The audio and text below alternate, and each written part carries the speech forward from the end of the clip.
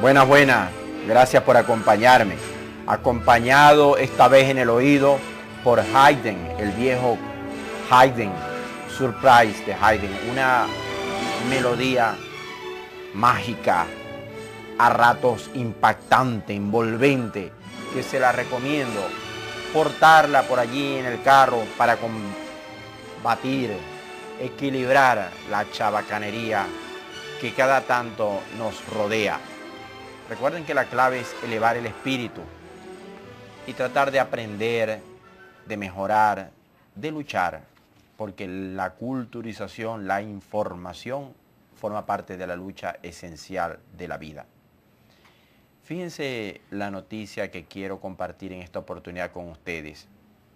La bajé del tiempo de Bogotá, uno de los casos más impactantes de la justicia penal colombiana en el año 2006. Y es el encauzamiento en sede penal que han hecho del doctor Santander Sánchez. Acusado nada más y nada menos, a Santander Sánchez lo están acusando de haber maquillado a un cadáver, de haber violado el santo reposo, el reposo eterno de una víctima de la violencia colombiana para responder a un chantaje o quizás a un contrato que le hicieron los guerrilleros. ¿Cómo es la historia? Bueno, parece sacada más bien de un libro del terror. Las FARC, Fuerzas Armadas Revolucionarias de Colombia, secuestraron por aquí en La Guajira, cerquita de Venezuela, al norteamericano Frank Thomas Pescatore, de origen italiano. A Pescatore lo secuestran, se les muere en pleno secuestro, pero ellos están pidiendo, hablo de la FARC, están pidiendo un rescate y como no está vivo la víctima, contratan al doctor Santander Sánchez para que maquille el cadáver. Lo maquille, lo siente en una pose donde no muestre la rigidez mortal y parezca que está incluso con los ojos cerrados, con la mano cerrándose los párpados, lamentando su encierro, y que esa foto de un cadáver que en aquel momento ya tenía sus horas de haber fallecido y mostraba la rigidez cadavérica, maquillado, no pareciera que estuviera como tal. Han inculpado al doctor Santander Sánchez de haber ejecutado el maquillaje y de haberlos ayudado a acomodar el cadáver. Todavía no se sabe si por Frank Thomas Pescatore pagaron o no rescate. Es muy probable que sí. De todas formas, apareció muerto. Cuando apareció muerto, las pesquisas forenses, recuerden que el cadáver siempre es el mejor aliado de la investigación criminalista. Allí notaron los investigadores que había sido maquillado, que después de muerto lo habían trajinado, y la hipótesis de que habían hecho con él un sainete macabro, irrespetuoso, estuvo siempre en el ambiente. ¿Cómo varios años después aprenden al médico que se prestó para eso? Bueno, porque es que el proceso de paz, que bendito sea Dios, vive Colombia, está permitiendo que algunos guerrilleros desmovilizados cuenten y van y rinden indagatoria, y entre las indagatorias que rindieron, algunos de los guerrilleros que participaron en esa época, recuerden que se les descuentan las penas en tanto confiesan delitos, estuvo que sí, que habían tenido secuestrado a pescadores, se les había muerto, y cómo es, le preguntó el fiscal de la causa, que presentaron evidencia. No, porque conseguimos que alguien nos lo maquillara, un médico hizo bien el trabajo. ¿Cómo se llama el médico? Santander Sánchez. Y por eso el doctor Santander Sánchez está detenido. En su descargo, en el proceso penal que tiene abierto, él ha dicho que lo forzaron, lo chantajearon, le dijeron que si él no hacía ese trabajo lo matarían a él y a su familia, pero el proceso penal sigue. Y el tema que guarda mucha actualidad por el conjunto de noticias que día a día se producen en algunos segmentos informativos sobre las violaciones con diferentes fines de los cadáveres, me ha dado motivos para hacer un programa con la debida altura sobre este tema, el de la profanación de los cadáveres, la utilización de los cadáveres, empezando por las noticias que cada cierto tiempo recibimos de Alemania, porque hay un ciudadano de origen ario, él se llama Walter von Hagen, que miren ahí en la pantalla la obra de arte, entrecomillado, a la que él se ha dedicado. Él tiene una especie de museo del terror andante. Gunther von Hagen se hace proclamar artista y científico, entre comillas, alemán, un hombre de mediana edad, apenas está en la cincuentena. Él trabajaba como asistente de anatomopatología en el Instituto de Anatomía y Biología de la antigua República Democrática Alemana, ya eso no existe, será la Alemania comunista, y creó hace 13 años el Instituto de Plastinación. Les voy a explicar lo que es la plastinación. Agarran al cadáver y le sacan con acetona una cantidad de tejidos de los que se descomponen. Y literalmente hablando, plastifican el cadáver desde adentro. Volvamos a la gráfica. Entonces ustedes ven el aspecto casi que perfecto que muestran los cadáveres, eso sí, desollejados, sin piel. Ha hecho con eso Walter von Hagen una fortuna, llevándolos por el mundo entero en exhibiciones, cobra muchísimo por las exhibiciones. Lo han acusado en su oportunidad de robarse o traficar con cadáveres de indigentes, y dicen que en China, ustedes saben que los chinos viven un boom económico y el que ama el dinero no cree en nada, pues se afirma que los cadáveres que pierden su identidad, pues que le sacan los ojos, las partes que permiten su identificación, es un cementerio ambulante, un museo de cera hecho con puros cadáveres, como se lo estoy contando.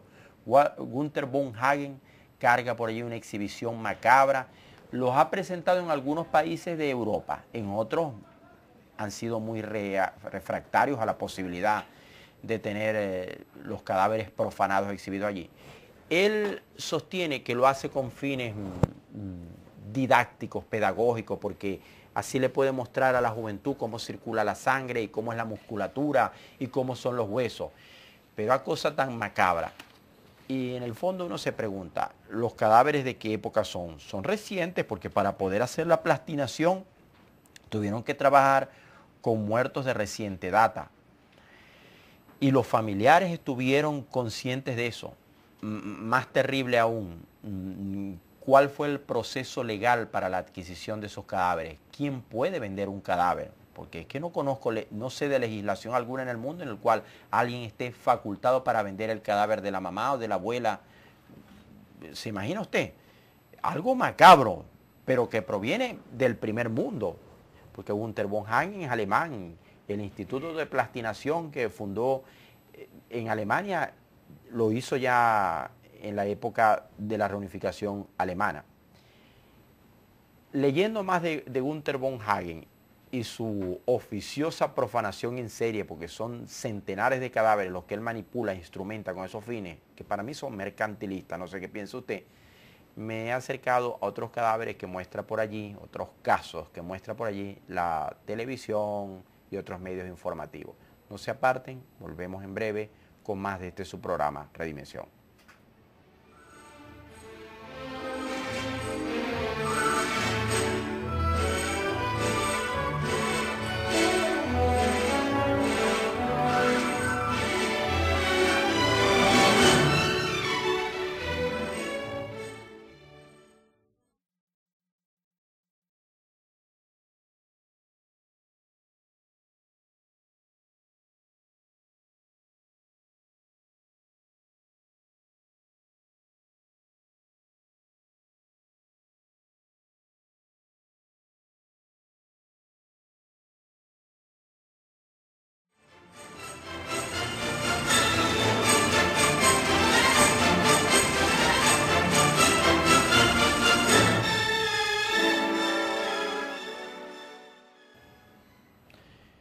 En la globalización recibimos noticias sorprendentes, escandalosas, algunas criticables.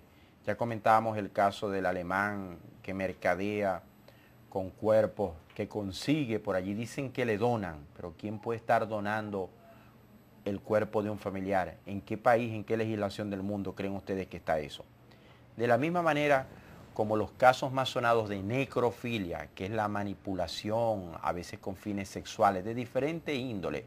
He visto que hay manipulación con fines esotéricos. Se roban cadáveres en los cementerios para actos de brujería, nigromancia. Eso ocurre incluso en estos predios. Ha habido denuncias de que eso ocurre, por lo menos en el Cementerio General del Sur, en Caracas, me han contado. Qué primitivismo, ¿verdad? ¿Quién puede creer que el cuerpo de un pobre ser que ya no existe puede tener algunas facultades, dones para ser manipulado en una extrapolación del más allá o del más acá? Pero así es la ignorancia. Otros con fines políticos, ya veremos el caso de Evita y Juan Domingo Perón. Pero mientras tanto, quiero referirme brevemente a un caso que muestran por ahí de vez en cuando la televisión internacional. El caso de un médico norteamericano, Carl von Cosel, quien yo creo que ya estaría medio senil para la época en que conoció a la muchacha que está a su lado. Ella se llamaba María Elena Hoyos. Resulta que él llegó por aquí abajo a la Florida, en Estados Unidos, y ya para aquella época, 1930, cuando discurre esta historia, había una importante colonia cubana en la época. María Elena Hoyos era una cubana que vivía en la Florida, miren, tantos años antes de la llegada de Fidel Castro. Y él la conoce aquí en un sanatorio porque él era técnico radiólogo, más que médico propiamente dicho, era técnico radiólogo, aunque tenía su título de médico cirujano. Se enamora perdidamente de la muchacha, volvamos a la fotografía, y bueno, un amor enfermizo, tan enfermizo que cuando se murió la muchacha, bueno, me imagino que estarían en malas condiciones económicas. Lo cierto es que la familia de María Elena Hoyos, muerta la muchacha, a los pocos meses, él intentó curarla con unos tratamientos no muy ortodoxos, más bien con especulaciones médicas. Se le murió y entonces la familia, literalmente hablando, le regaló el cadáver. ¿Cómo que se lo regaló? Bueno, le permitió que él le construyera un mausoleo y aunque la muchacha no le correspondió a su amor y se murió sin haberlo aceptado, contó que estaba tuberculosa. Ustedes se imaginan que una persona tuberculosa para la época se consumía, se ponía delgada, cadavérica. Ve qué enfermizo sería el amor de von Cosel para aquella época. Bueno, pues varios años después, el rumor, ustedes saben que son latinos allí en la Florida, porque el viejito se la mantenía mucho tiempo en el mausoleo y de repente no fue más al mausoleo, sino que cerró las puertas de su casa y no recibía ningún visitante. Le descubrieron que tenía el cadáver medio momificado, en todo caso profanado, de lo que fue María Elena Hoyos en su casa. Había hecho una especie de muñeco de cera con lo que quedaba del cadáver, porque él no la embalsamó a tiempo, no tuvo las técnicas, los recursos. Y entonces había hecho una barbaridad quirúrgica allí. Con cuerdas de piano le había amarrado el tórax, con plastilina, látex, una serie de... Lo que él disponía para la época, estamos hablando de los años 30 del siglo pasado, armó una muñeca de cera con la cual incluso cometía los actos más repudiables. El viejito, que evidentemente estaba enfermo, se terminó de morir años después, abrazado al recuerdo de la amada imposible, como un poema de Claudio Alas, esto que les estoy contando. Pero más cercana y de otra índole ha sido la profanación de Estado, lo llamo yo, la necrofilia de Estado, que se ha ejecutado en Argentina a lo largo del tiempo, con Evita y Juan Domingo Perón. A Evita, primero que nada, se la llevaron subrepticiamente de Argentina, la enterraron en Roma. Cayó en manos de un médico que supuestamente profanaba con fines innobles, impuros el cadáver. La momificaron, la cargaron después de muerta errante por medio mundo. Y al mismo Juan Domingo Perón, que murió siendo presidente de Argentina en el año 74 y después sobrevino un golpe de Estado a los 2 años de muerto él. Bueno, en el interregno al cadáver de Perón le cortaron las manos, se robaron las manos de Juan Domingo Perón. No hace mucho tiempo que tuvieron que desenterrarlo otra vez más a Perón, quien a su vez no ha tenido un descanso verdaderamente eterno después de muerto, porque apareció una señora por allí que decía que era hija suya y hubo que extraerle el ADN para comprobar si efectivamente él no había dejado hijos o si tuvo esa descendiente natural no reconocida. Ese es un caso de una profanación política, de la misma manera como han vulnerado las tumbas de famosas figuras del espectáculo y de la misma política a lo largo del tiempo. Hay otros tipos de profanaciones de cadáveres que tienen que ver con la insania puramente mental. El caso de Jeffrey Dahmer, el carnicero de Milwaukee, un tipo que en verdad ha inspirado buena parte de la filmografía del terror norteamericana, porque este hombre, que es un serial killer, un asesino en serie, no solamente mataba a sus víctimas. Contemporáneo, por cierto, el tipo nació en Wisconsin, Milwaukee, en el año 60. Ese carnicero de Milwaukee mató un montón de muchachos y muchachas. Después de muertos violaba los cadáveres y eventualmente se los comía. Loco de la más absoluta insania mental, ¿verdad? Demente completo. Por cierto, a Jeffrey Dahmer, como se llama, se tomó algo de su propia medicina, porque en realidad sobre él operó esa eximiente de responsabilidad penal que se le aplica a los incapaces, a los inhábiles, cuando por razones de absoluta enfermedad mental no son hábiles para el juicio. A él lo recluyeron de por vida en un manicomio. En el manicomio le tocó un compañero de celda de raza negra, quien lo mató a él y a otro porque pensaban que eran racistas. Fíjense cómo son las cosas. El profanador de cadáveres terminó muerto en la cárcel. Este caso es de absoluta insania mental. Más contemporáneo aún, tenemos la serie de muertes que ha habido en México. Allí consiguieron a un psicópata que en el norte de ese país, en la población de Chihuahua, le dio por secuestrar muchachitas y matarlas. No han conseguido todavía quién es el depredador de Chihuahua. Todavía lo están buscando, van apareciendo sus víctimas, pero él no es solamente un asesino en serie, sino también un profanador en serie. Como profanador en serie fue ese que ven ustedes allí, llamado Ed Gein. Ed Gein es un hombre lejano y cercano en el tiempo. Él es de los años 50, un asesino en serie de Plainfield, Wisconsin, en Estados Unidos. Él cometió tantos crímenes, los cuales fueron documentados con absoluto detalle, porque era que cometía barbaridades con los cráneos.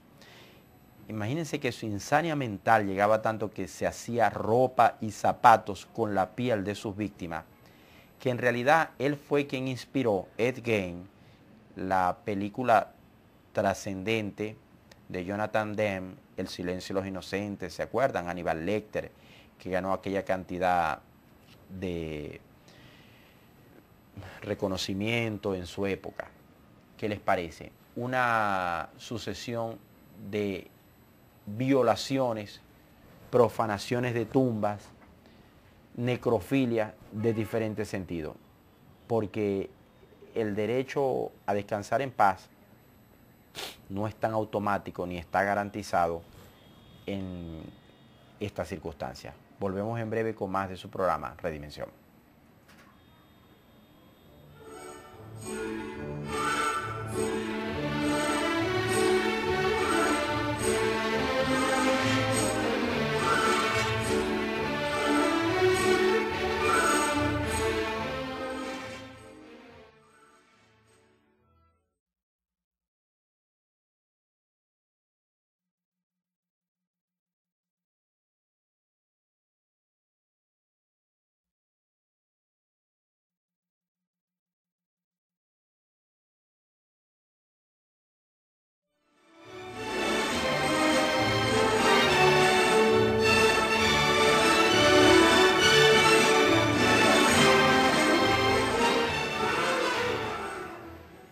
el noticiario internacional me obligó a hacer un programa que no es mi especialidad ni para el que yo espiritualmente me siento predispuesto, el de necrofilia y los diferentes casos de violación de los cadáveres. Pero por razones de conciencia tengo que aludirles a este otro tema, recomendado especialmente por el doctor Carlos Adrianza, directo hijo de mi entrañable amigo, que Dios lo tenga en la gloria, Nerio Adrianza Rosales, un zuliano de sección. El doctor Carlos Adrianza, colega abogado, me ha recomendado que hable de los trasplantes de órganos. Porque me pregunto yo, ¿qué es lo que van a enterrar de usted y yo cuando nos muramos? ¿El cuerpo, el pelo, los dientes, los riñones o el espíritu? Yo creo que lo que se va es el espíritu. El cuerpo, que al fin y al cabo es desecho y se sigue deteriorando mientras más viejos nos ponemos y es proclive a las enfermedades, se acaba, se extingue. No es más cristiano, piadoso, útil donar los órganos. Hay que promover una legislación venezolana en la cual la donación sea la norma y la no donación, la exclusión, la negación a donar sea la excepción. Es decir, que los cuerpos de todos nosotros automáticamente queden donados a la ciencia médica. Si tenemos un riñón que puede salvar una vida, un pedazo de hígado, ahora hasta los rostros los están trasplantando, ¿por qué no darle una oportunidad con una córnea de uno, ya cuando uno no esté, a un niñito ciego, a un niñito que permanece en una sala de diálisis a esta hora en el hospital, o a un hombre en plenitud de condiciones físicas, como mi amigo Carlos Adrianza? El reposo de los muertos es sagrado. Yo como cristiano y hombre de familia creo en eso, pero también creo que no lo violentamos si permitimos que de nosotros mismos y de nuestra familia lo útil que quede sirva para salvar vidas. ¿Qué piensa usted? Sobre eso vamos a hacer programas oportunamente en Redimensión. Y recuerden que los voy a seguir esperando para hablar de lo que enaltece y avergüenza, de lo grande y lo pequeño, de lo que sirve para abrirle ventanas a la vida en este su programa Redimensión. Hasta la próxima.